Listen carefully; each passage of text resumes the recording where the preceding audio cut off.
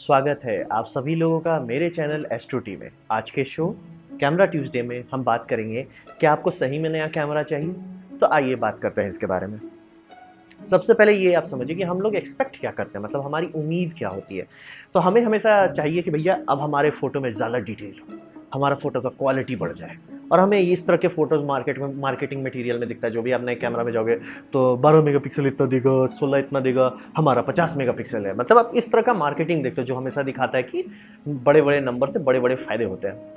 तो आइए इसके बारे में थोड़ा अच्छे से समझते हैं।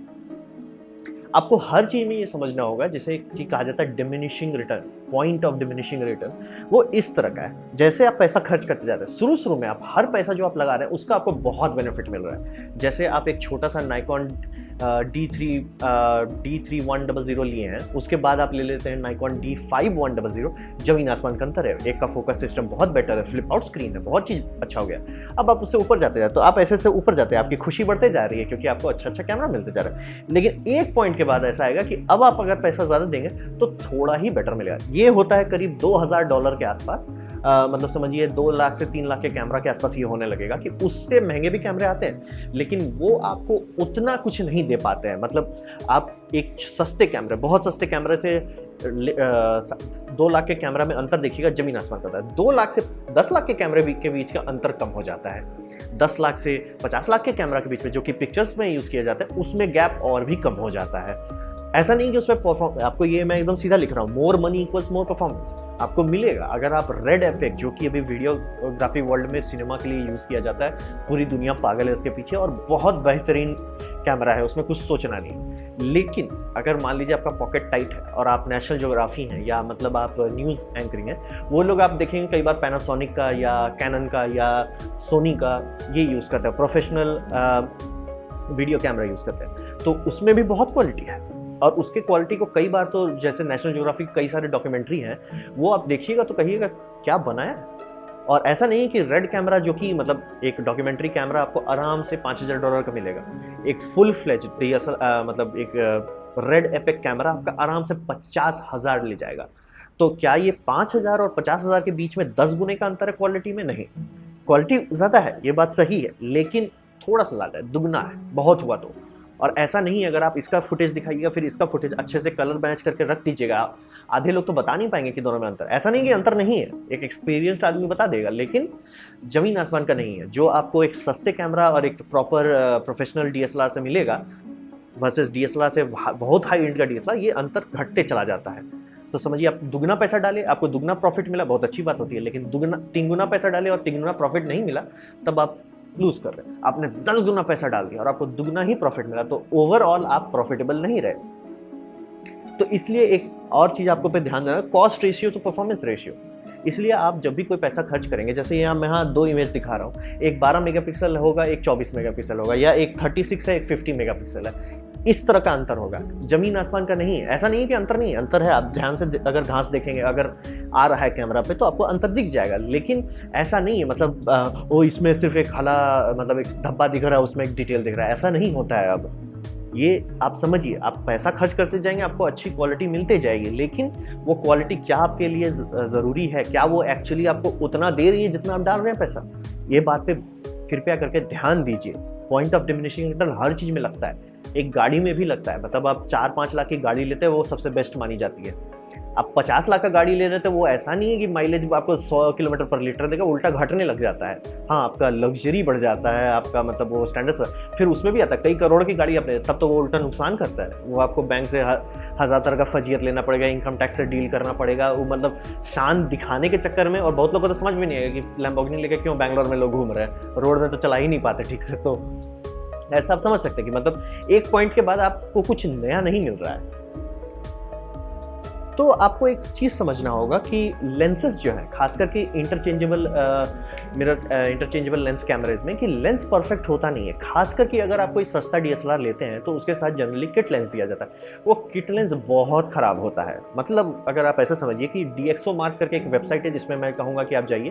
पहले ये लोग अपडेट करते थे, अब वो बैंकरप्ट हो गए, तो उसके बाद अपडेट नहीं करते हैं, लेकिन बहुत अच्छा पुराना डिटेल है। और आपको वो लोग एक मेट्रिक लाए जिसको कहते थे परसीव्ड मेगापिक्सल। जैसे मेरा ये कैमरा है कैनन EOS 800D, ये 24 मेगापिक्सल का है।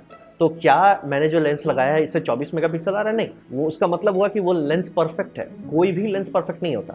हाँ, आप ऊपर ले जा सकते हैं, आप 50% परफेक्ट है, 60% परफेक्ट है, 90% परफेक्ट है, 99% परफेक्ट है, 99.999999% परफेक्ट, 100 नहीं हो सकता।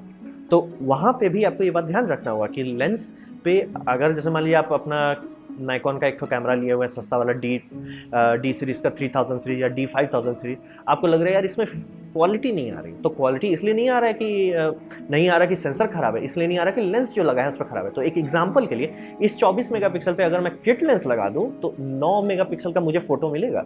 मतलब अगर एक परफेक्ट 9 मेगापिक्सल का कैमरा से अगर फोटो लूँ वर्सेस ये 24 मेगापिक्सल से इस लेंस के साथ, तो मुझे वही मिलेगा।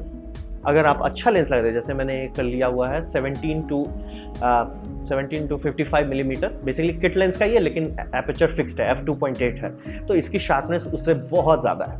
तो ये मेरा 24 मेगापिक्सल का कैमरा लगभग कहिए 18-19 मेगापिक्सल तक पहुंच जा रहा है। और इससे भी शार्प लेंस आते हैं लेकिन बहुत दाम बढ़ जाता है। फिर वही पॉइंट पे आ जाते हैं कि बहुत ज़्यादा दाम देके बहुत ज़्यादा ज़मीन आसमान का अंतर नहीं आएगा। लेकिन मेरा अब वही सेंसर जो आपके पास है लेंस के चलते सुधर गया, मतलब लेंस के चलते बेटर इमेज देने लगा। तो ये बात आप ज़रूर ध्यान रखिएगा कि पहले आप कैमरा में ही बदल दें, उससे पहले आप सोचिए। हाँ, अगर मान लीजिए आप ट्रेनिंग के लिए लिए थे आप एक छोटा DSLR की भाई प्रैक्टिस कर लें, थोड़ा अंडरस्टैंडिंग हो जाए कैसे हैंडल करना, बाद में हम बढ़िया से कैमरा लेंगे, बहुत बढ़िया। लेकिन अगर आप कैमरा इसलिए बदल रहे कि आपको उसका इमेज पसंद नहीं आ रहा, तो ध्यान दीजिए कि लेंस अच्छा है कि नहीं। किट लेंस एक बेसिक लेंस बनाया जाता है, वो सबसे सस्ता बना सकते हैं, वैसा ही बनाते हैं। तो आप ये समझिए कि हर चीज़ में आप जो पैसा देते जाते हैं उस पर आपको शार्पनेस मिलती जाती है, फोटो में शार्पनेस आता है।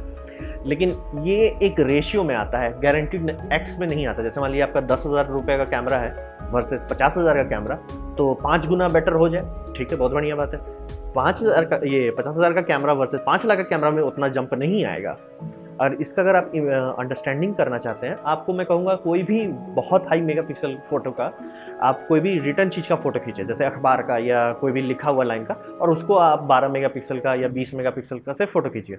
आप 5 गुना से ज़्यादा बड़ा आपका फाइल हो गया है, लेकिन 5 गुना ज़्यादा डिटेल नहीं है उसमें। ऐसा नहीं है अरे एकदम बढ़िया से पढ़ ले, तो ऐसा नहीं कि उसमें डिटेल नहीं है, उसमें बहुत डिटेल है, बहुत जमीन आसमान का अंतर है, डिटेल बहुत है, लेकिन उतना नहीं है। मतलब आप तुरंत देखिएगा तो एकदम ऐसा नहीं होगी। हाँ, जैसे कि आप देख सकते हैं कि पहले हम लोगों का ऐसा मोबाइल कैमरा में फ़ोटो खींचते थे, अब ऐसा आ गया है।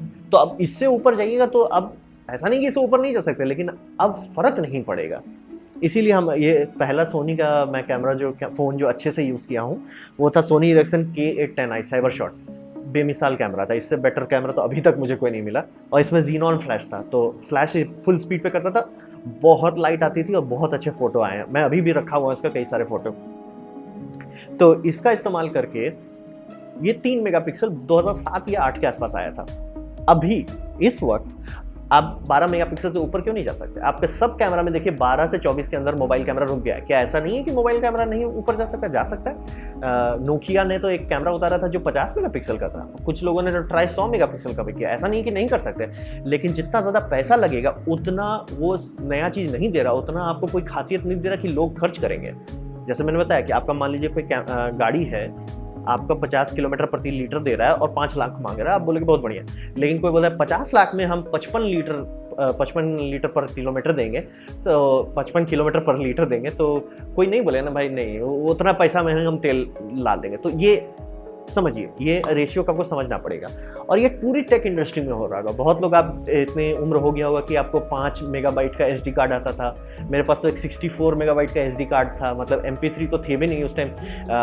टोन्स को हम लोग स्टोर करते थे, 1-2 फोटो या जिफ स्टोर करते थे, लेकिन उससे आप आगे बढ़े। अब तो गीगाबाइट 64 गीगाबाइट 128 गीगाबाइट।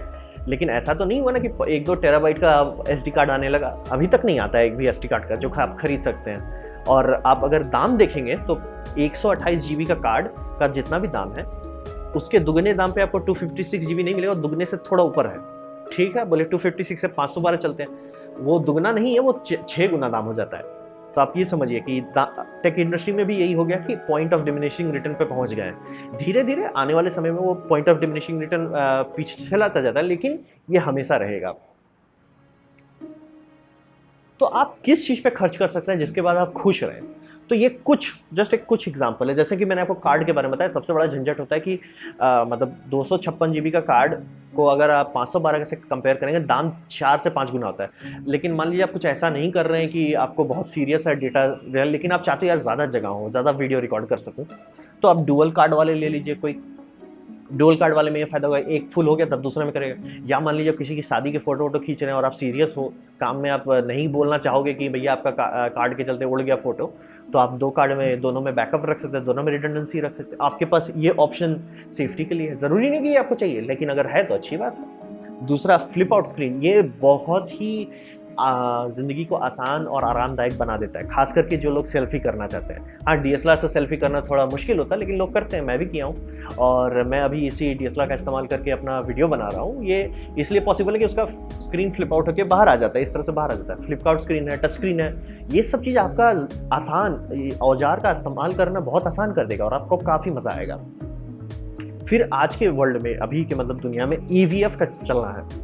ये EVF का मतलब आप ये समझिए कि DSLR में कांच से आपको ऊपर दिखता है कि क्या आ रहा है। अब ठीक है, सब चीज़ दिख रहा है, बहुत बढ़िया है, क्या आ रहा है, लेकिन दिक्कत ये है कि आपका सेंसर वो चीज़ नहीं खींचेगा। सेंसर में सेटिंग्स होते हैं, जैसे ISO है, शटर स्पीड है, तो ये सबसे एक्सपोजर में क्या अंतर हो रहा है ये आपको नहीं दिख रहा। तो हम लोग DSLR वाले का जो नए नए सीखते रहते हैं उनका आप देखिएगा, फोटो खींचे, देखे, अच्छा फिर फोटो खींचे, अरे ये एक्सपोजर ज़्यादा हो रहा है, कम करो ISO, अच्छा फिर खींचे, अरे बहुत कम हो गया, थोड़ा सा हम शटर स्लो कर देते हैं। ये सब करना पड़ता है, चिंपिंग जिसको कहा जाता है। अगर आप वहीं देख पाए जो कि EVF आपको करने देता है, इलेक्ट्रॉनिक व्यू फाइंडर, तो आप आराम से देख सकते हैं। उसी में आपको तुरंत ही पता चल जाए ओवर एक्सपोजर ज़्यादा हो रहा है तो थोड़ा शटर का बढ़ा दें या ISO घटा दें, या जो भी आपको करना है आप कर सकते हैं, क्योंकि आपको तुरंत दिखेगा, आपको फीडबैक तुरंत मिलेगा। तो जस्ट ये इस्तेमाल करने से आपका बहुत आसान हो जाएगा। और अगर कैमरा आसान है यूज़ करना तो आप ज़्यादा यूज़ कीजिएगा, ज़्यादा यूज़ कीजिएगा, ज़्यादा फोटो आएंगे तो एक्सपीरियंस बढ़ेगा तो आपकी क्वालिटी बढ़ेगी। तो आप समझ सकते हैं कि ये सबसे काफ़ी हेल्प हो जाता है। फिर हम आते हैं IO के बारे में, इनपुट आउटपुट जो आपके DSLR में होता है। कई साल तक DSLR चिपका हुआ था, कुछ नहीं देता था, अब थोड़ा चीज़ देने लगे। जैसे कि आप मान लीजिए माइक इनपुट है कि नहीं, रिमोट इनपुट है कि नहीं। जैसे रिमोट में एक इंटरवलोमीटर टाइम लैप्स बनाने के लिए यूज़ करता हूँ, मेरे कैमरा में लेता है। माइक इनपुट है कि नहीं, तभी वो भी है इसमें। क्या इसमें हेडफोन आउट है, जो मतलब व्लॉगिंग करते हैं वो देखना चाहते हैं, सुनना चाहते हैं कि उनका ऑडियो क्लिप हो रहा है कि नहीं, क्या वो है कि नहीं। क्या उसमें क्लीन HDMI आउटपुट है कि नहीं, कि आप किसी HDMI को किसी कार्ड रिकॉर्डर में डाल के या एक एक्सटर्नल रिकॉर्डर में डाल के रिकॉर्ड कर सकते हैं कि नहीं। अगर क्लीन है तो आप कर सकते हैं, नहीं है तो नहीं कर सकते। तो वो सब भी आप देखना चाहोगे। तो ये, और सबसे ज़रूरी चीज़ जो अभी तक मैं परेशान हूँ कि DSLR में क्यों नहीं है, कि सब DSLR में नहीं आता कि USB चार्जिंग, लेकिन सोनी के में आते हैं। और मिररलेस नाइकॉन जो अब लॉन्च किया उसमें भी USB-C से चार्जिंग हो जाता है। तो ये सब देखने के बाद आप समझ सकते हैं कि ये सब चीज़ आपको ज़्यादा हेल्प करेगा, ना कि मेगापिक्सल में ऊपर जाना। आप मान लीजिए 24 मेगापिक्सल से ऊपर जाइएगा तो आपको बहुत कम अंतर मिलेगा। 36 मेगापिक्सल से 50 मेगापिक्सल के बीच का अंतर तो मतलब लोग खोज के निकाल रहे हैं कि यहाँ पे थोड़ा सा अच्छा डिटेल है। ऐसा नहीं कि डिटेल नहीं है, ज़्यादा डिटेल है। अगर आप कंप्यूटर में डालिए, कंप्यूटर सीधे बोल देगा ज़्यादा डिटेल है, लेकिन वो आँख को नहीं उतना अच्छे से दिखता। और आप हर फोटो को एकदम जूम करके कंप्यूटर में नहीं देखते रहेंगे ना। फोटो का क्या करेंगे, एंड में प्रिंट करेंगे या बिलबोर्ड में लगाएंगे, और हम लोग वो सब तो 8 मेगापिक्सल पे कर लेते थे। तो आप समझ लीजिए 80 मेगापिक्सल से कोई खास फर्क नहीं पड़ जाएगा। तो ये था मेरा प्रेजेंटेशन, क्या आपको नया कैमरा चाहिए कि नहीं। तो उम्मीद करता हूँ आपको कुछ सीखने को मिला, थोड़ा नया पर्सपेक्टिव मिला हो। अगर ऐसा है तो लाइक कर दीजिए, नहीं है तो कोई बात नहीं, डिसलाइक कर दीजिए। और एक कमेंट लिखिए कि आप अगले एपिसोड में क्या देखना चाहिए। मैं अगले एपिसोड में कैनन मिररलेस के बारे में बात करूँगा। और सब्सक्राइब कीजिए, घंटी बजाइए, ताकि आपको पता चलता रहे मैं कब कब वीडियो लॉन्च कर रहा हूँ। आपने मेरा वीडियो देखा, ये जान के मुझे बहुत खुशी हुई। धन्यवाद।